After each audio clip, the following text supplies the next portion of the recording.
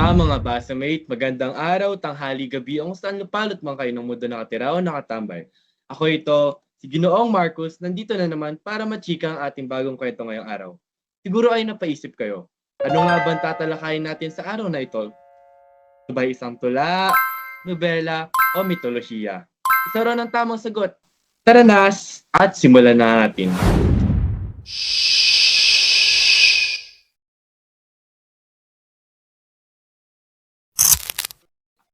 Bago tayo magsimula, ipapakilala ko ang ating mga special guest sa araw na ito. Maligayang araw bago ko co-host. Eme! Hello, magandang araw. Ako si Audrey Christy Domingo, isang psikologista. Naisali ako rito pagtapos ako marekomenda ng aking kapatid na fan ng podcast nito. Tama ba? Yes na yes, Do. Kailangan natin ng psikolohisto para sa episode na ito. Kumbaga, pang flavor sa mga pag-uusapan natin. At syempre, pang professional na opinion at kaalaman. At ito na nga ang ating pangalawang guest. Opo, hello. Ako nga pala si Juan Miguel Rivero. Estudyante ako ng Moral Philosophy o Filosofiya sa Moralidad. At sobrang saya ko talaga na maging kasama kayo ngayon, Ginoong Marcos. Ito ang pinapakinggan ko tuwing na aaburido ako sa pag-aaral. Kapag may deadline o anuman, sana may makatulong ako sa episode na ito. Siyempre naman, Mr. Rivero. Natutuwa rin ako na nandito kayo para lalong pasayahin ang basa natin. Ngayon, bilang panimula, maglaro tayo ng isang maikling guessing game o larong panghula. Itatanong ko ito sa ating mga special guests, ngunit bibigyan ko rin ng oras ang ating mga basamates mag-isip ng sagot. I-komento na lang sa ilalim ng podcast na ito ang inyong mga sagot. Unang tanong na ating tatalakayin ngayon ay isang mitolohiya galing Roma. Ito ay kilala sa imaheng nagpapakita ng isang lobong inaalagaan ang dalawang sanggol. Ano ang pamagat ng mitolohiyang ito?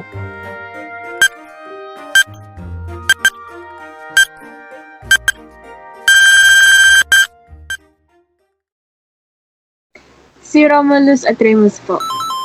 Ayun, mukhang nakuha ng ating mga guests ang sagot. Ang alamat ni na Romulus at Remus ay isang mitolohiyang isinulat ng sinaunang manunulat sa Roma, Italia noong panahon bago pa magkaroon ng Kristyanismo. Kayo ba? Nakuha niyo ba? Sunod na tanong, dahil mukhang kilala niyo na ang mitolohiyang ito, ano nga bang layunin nito? Clue, ito ay may tuturing rin na isang alamat.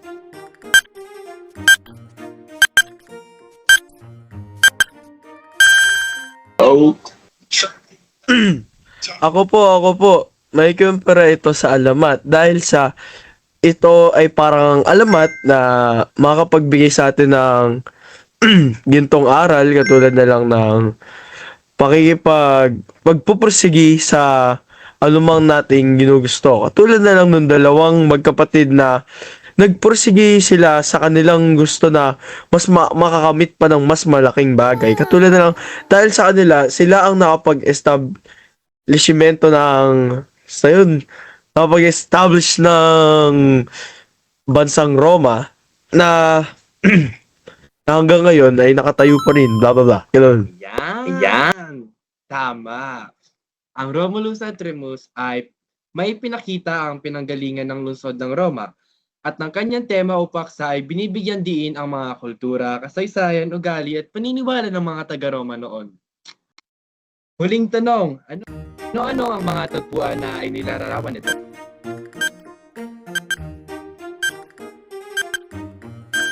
Ako po. Oh yes, Miss Domingo ulit. Ang mga lugar na ipahiwatig sa alamat na ito ay una, ang Alba Longa, ang Ilog Tiber, at ang lugar na nalaging Roma. Galing talaga ng mga guests at basemates natin. Oo, ang mga lugar na itinutukoy sa mitolohiya ay ang Alba Longa, ang syudad kung saan ipinanganak si Romulus at Remus, ang Ilog Tiber kung saan sila itinapon at ang lugar na naging Roma. Kapag tinutukoy naman ang panahon, ito ay nangyari sa sinaunang panahon na lalong nabibigyan diin ng mga lugar na itinutukoy.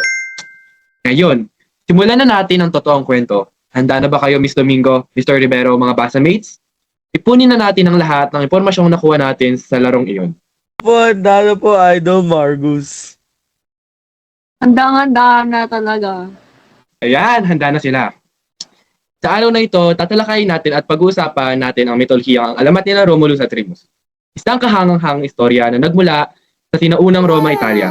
Ito ay nagpapakita ng tema o paksa na pinagmula ng lungsod ng Roma at binibigyang diin ang importansya ng tapang, lakas, kapangyarihan at kapalaran sa kasaysayan ng kanilang bayan. O siguro naman napapaisip kayo, ito talaga si Ginoo? Mitolohiya ng mitolohiya. Di naman sinasabi kung ano iyon? Parang ewan lang. Sorry na ha, wait lang kasi. Ang mitolohiya ay isang uri ng pagkukwento kung saan ito ay puno ng karakter na mayroong kapangyarihan, katulad nila Zeus na hari ng mga Diyos at Diyosa, at marami pa. Ito rin ay may kababalaghan at mga di kapanipaniwalang pangyayari na ginagamit ito noong unang panahon para bigyan ng dahilan ang mga bagay-bagay katulad ng mga alamat. At syempre, hindi mawawala ang gintong aral na matutuhan natin dito na pwede natin gamitin sa buhay at may bahagi sa ibang tao. Ano, nasasabik na ba kayong simulan ng kwento? Ano pa iniintay natin? Tara na at simulan na natin ang alamat ni Romulus at Remus. Simula tayo sa pinakapangunahing mga karakter. Si Romulus ay isa sa dalawang kambal na magkapatid na nagtatag ng Roma. Siya ay naiwan upang maging hari ng Roma pagkatapos ng kamatayan ng kanyang kapatid na si Remus. No, pero siya rin naman yung pumatay. Ay, na-spoil. Sa dulo ng storya, siya ay biglang nawala sa isang bagyo at pinaniniwala ang sinamahan ng kanyang ama na si Mars sa pagiging isang Diyos. Sinamba siya ng mga Romano bilang ang Diyos na si Quirinus. Si Remus naman ang kambal na kapatid ni Romulus. Pareho nilang naipatay si Amulius, ang haring umagaw sa trono ni Numitor na kanilang lolo, at sinimulan ang pagtayo ng Roma. Ngunit pinatay ni Romulus si Remus habang itinatatag ang Roma. Sunod ang babaeng lobo at ang tariktik na nag-aruga kina Romulus at Remus bago sila maghanap ng isang pastol at ng kanyang asawa na tuluyang nagpalaki ng asawa ni Faustulus na tumulong sa pagpapalaki kina Romulus at Remus bilang isang ama. Si Mars ang Diyos ng digmaan na ama ng dalawang kambal na si Romulus at Remus. Si Rhea Silvia ang ina nila Romulus at Remus. Ipinilit siya ni Amulius ng kanyang tito na manatiling isang birhen upang siya ay magkaroon ng anak na makikipag-agawan kay Amulius para sa trono. Wow, grabe. Parang medyo makapal na si Amulius sa parte na yan. Nung hindi sumunod si Rhea Silvia, siya ay pinakulong ni Amulius at ipinatapon ang kanyang kambal na anak sa ilog Tiber. Siya rin ay isang prinsesa na anak ni Numitor. Si Numitor ang dating hari ng Alba Longa na inagawa ng trono ni Amulius na kanyang kapatid. Aray naman, kung ako si Numitor, siguro, nahagis ko na si Amulius. Ngunit sa dulo ay nakuha niya ulit ang kanyang pagiging hari sa lungsod na ito sa tulong ni Romulus at Remus noong pinatay nila Amulius. Nila si Amulius. O di ba? Yes, dapat lang. Huli, si Amulius ang kapatid ni Numitor na umagaw sa kanyang kapangyarihan. Ayan na siya. Sa dulo, siya ay pinatay nila Romulus at Remus at naibalik muli ang pagiging hari ni Numitor. Ay, deserve na deserve ang katapusan na yan. Yes! May mga araw talaga na parang bigat kahit nasa gitna ka ng maraming tao.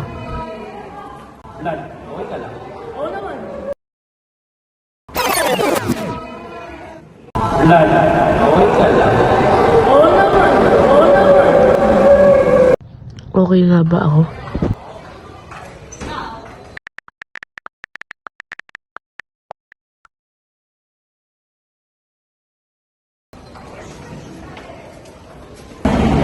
Salamat sa pagbabalik na. Tandaan mo, kailangan mo rin. Ayos lang yan, pre. Huwag na susuko. Topic lang.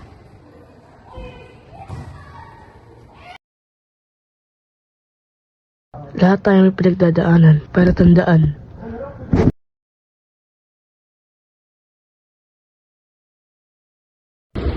Ngayon na alam na natin ang mga tauhan, halina't magbasa na.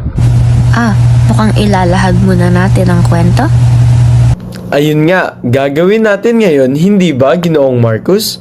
Tama kayo dyan, ikukwento ko na ang buod ng mitolohiya at ang balangkas ng mga pangyayari dito. Naisip ko yan kasi parang alam nyo naman na ang buong story lalo na sa mga lalangan ninyo. Tingin ko ay narinig na ninyo ang kwentong ito dati pa. Ngunit kailangan malaman ito ng ating mga basamates. Opo, tama si Mr. Rivero. Naalala ko rin na pinag-aralan namin ang mga ganyang klaseng istorya noong ako ay nag-aaral pa. Ginawang halimbawa ang mga lumang panitikan upang makita namin ang pag-iisip ng mga tao sa mga iba't ibang lugar at iba't ibang panahon. Magaling! Tama naman pala ang aking desisyon. Tayo magsimula na para sa ating mga basamates. Sa pangunahing mga pangyayari, si Romulus at Remus ay napanganak bilang kambal na anak ni Rhea Silvia at Mars, ang Diyos ng digmaan. At ang haring si Amulius na baka isang araw ay ipabagsak ng dalawa ito at kanyang trono na inagaw niya sa kanyang kapatid na si Numitor, ang ama ni Rhea Silvia. Kaya naman, pinalagay niya ang mga bata sa isang buslo at pinatiwan ito sa ilog Tiber. Akala ng hari ay madali na lamang at mamamatay na ang kambal. Pero may isang babaeng lobo at tarigtik na nakakita sa kanila at nagalaga sa kambal. Tinulungan ng mga gubat sa hayop ang kambal hanggang sa makita ito ng ilang mga pastol. Isa sa mga ito ay si Faustulus, ang kumuha sa kambal at inalagaan na parang sariling mga anak ang dalawa. Laki na mga bata, nakita agad na sila ay isinilang na natural na mga leader. Ngayon, ito na. Tumataas na ang mga pangyayari. Isang araw, si Remus ay nadakip at dinala sa hari. Nalaman nito agad kung sino ito at ikinulong. Nang malaman ni Romulus ang nangyari, humingi ito ng tulong mula sa ibang mga pastol para makuha ang kanyang kapatid. Nakapasok naman ang mga ito sa palasyo at napatay nila ang hari. Nalaman ng syudad ang pangyayari at tinanong nila kung gusto nilang dalawa ang maging bagong hari.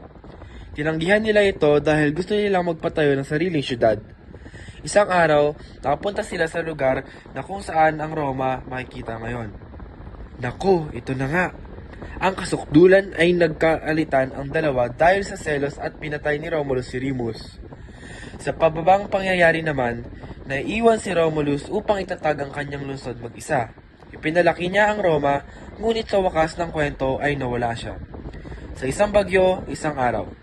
At pinaniwalaang siya ay naging Diyos kasama ang kanyang ama na si Mars. Galing na pagkukwento, Ginoong Marcos.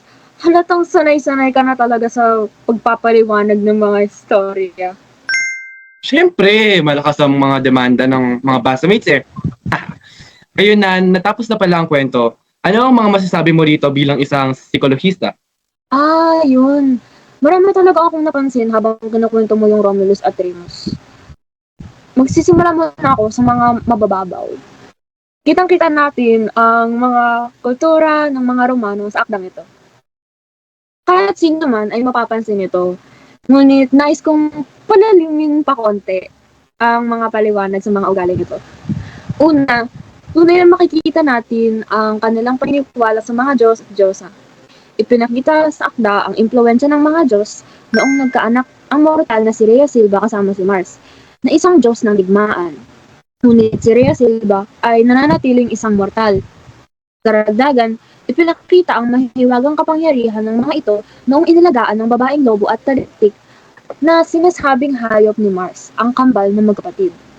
Ipinakita rin sa mitolohiya ang mga pinahahalagahan ng mga taga-Roma sa kanilang kultura, tulad ng tapang, lakas ng loob, pagsusumikap, lalo na sa mga leader, tulad ng isinasalamin ni Romulus at Remus upang maprotektahan ang sariling pamayanan.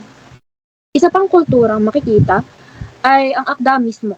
Ipinapahayag ng mga taga-Roma sa kanilang kultura ang mga paniniwala kung saan nagmula ang kanilang syudad na ang Roma.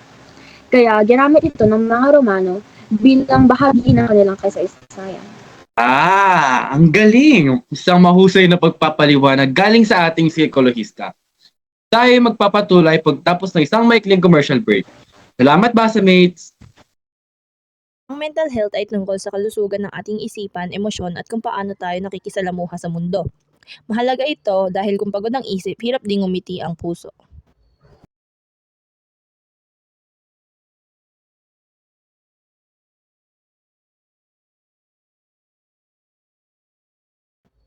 Sa ilalim ng RA 11036 o Mental Health Act, layunin ng batas na itaguyod ang kalusugang pangkaisipan, igalang ang karapatan ng mga may pinagdadaanan at siguraduhing may akses sa tulong at suporta ang lahat. Hindi kahinaan na humingi ng tulong ang simpleng kamusta ka. Minsan, sapat na para may mabuhayan ulit. Minsan, isang maliit na kabutihan lang ang kailangan para mabago ang isang buhay. Alagaan natin ang isa't isa, sirain natin ang katahimikan, at palitan ang pag-unawa. Okay lang na hindi maging okay. Maligayang pagbalik mga basamates. Ngayon, balik na tayo sa sinabi ni Miss Domingo. Oo nga no, talagang makikita natin ang kultura ng Roma sa akdang ito. Sa totoo lang, ang mitolohiyang ito nga ang pinaka nagpakita ng kulturang Romano dahil ito ang nagpapakita ng pinagmulan ng syudad ng nila. Kaya syempre gagawin nila itong punong-puno ng kanilang kultura. May dadagdag ka pa ba, Miss Domingo? Oo, Ginoong Marcos. Nais ko rin sabihin ang mga nakita ko sa akdang ito, bisa sa isip at bisa sa damdamin. Talagang nag-iwan ang akda ng malalim na kaisipan sa sinumang mababasa. Sinasabi ng mitolohiya na hindi makakapamuno ang isang leader na gamit ang tapang, lakas ng loob o anumang matapang na kaugalian lamang. Kailangan rin ng pagkakaisa, malasakit at pagtutulungan. Ang bisa sa isip ng akda ay malakas, sapagkat napapaisip ka sa sarili mong moralidad at kung anong klaseng leader ka ba talaga.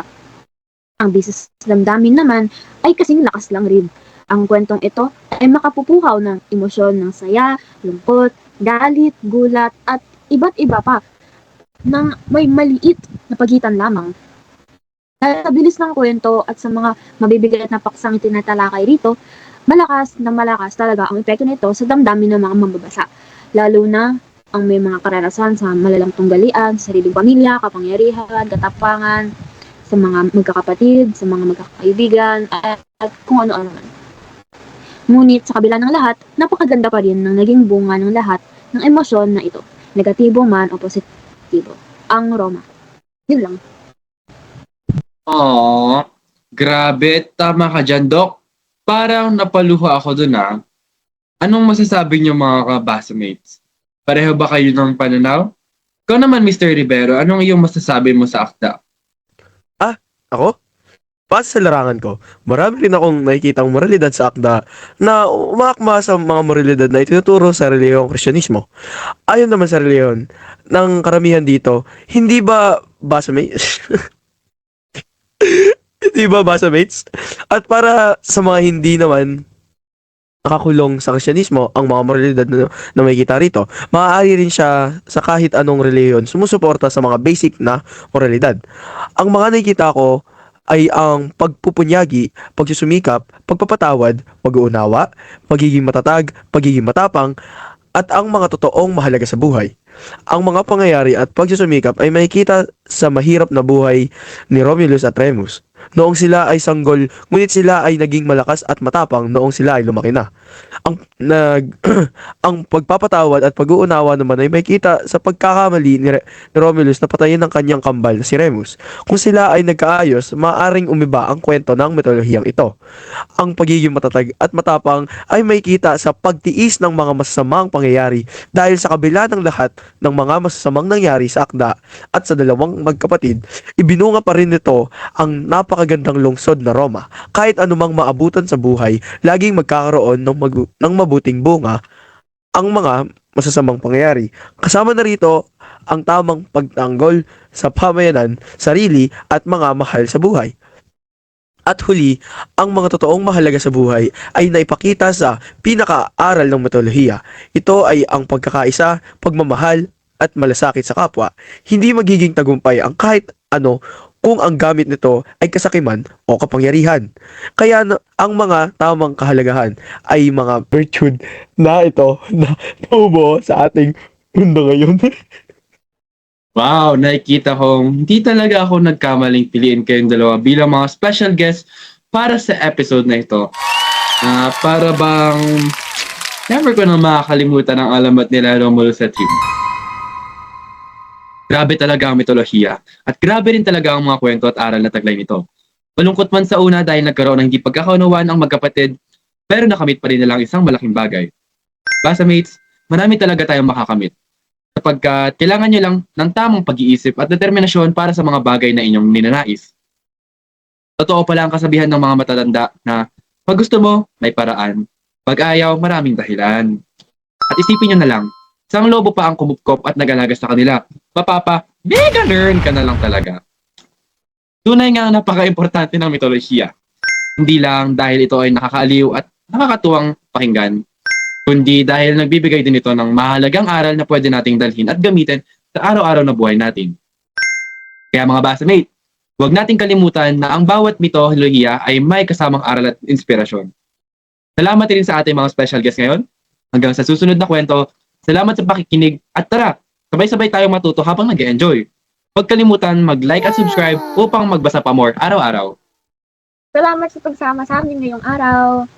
Maraming salamat, Doc Audrey. Salamat so much, Ginoong Marcus. Pag may next time pa, alam mo na kung saan natatawag. Siyempre, salamat rin, Sir Miguel. Ito man ang paalam, ngunit huwag mag-alala. Lagi at laging tuloy ang kwento.